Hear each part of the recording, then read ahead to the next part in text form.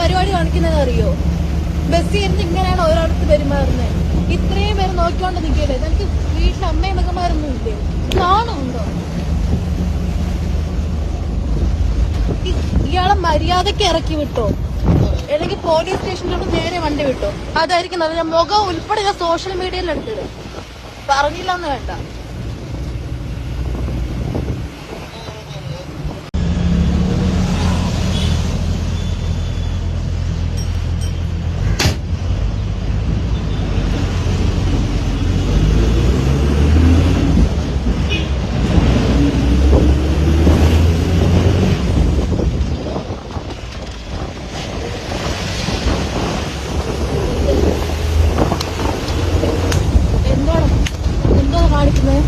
വീട്ടിൽ അമ്മയും മകന്മാരൊന്നും ഇല്ല.